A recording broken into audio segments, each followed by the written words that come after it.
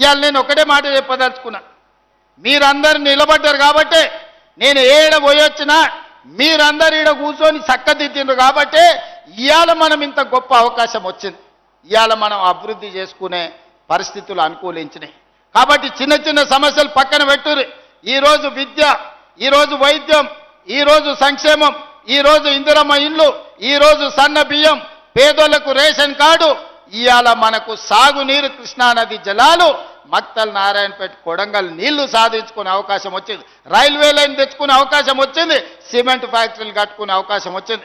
దేశంలో ఉండే గొప్ప గొప్ప పరిశ్రమలు రాబోయే 2 ఏళ్లలో కొడంగల్లో పెట్టే ఏర్పాటు ఇవాళ పెద్ద ఎత్తున జరుగుతుంది.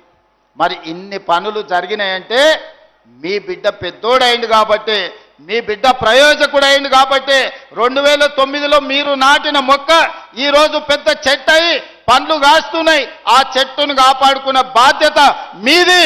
ఆ చెట్టుకు కంచేసి కాపాడితేనే 10 కాలాల పాటు ఈ కొడంగల్ నియోజకవర్గం ఎక్కడికి వెళ్ళినా కూడా మా వాడు ఈరోజు ఈ స్థాయిలో ఉన్నాడు, మేము ఏడికెళ్ళినా తలెత్తుకొని నిలబడతామని ఈరోజు మనందరం మాట్లాడుకునే పరిస్థితి.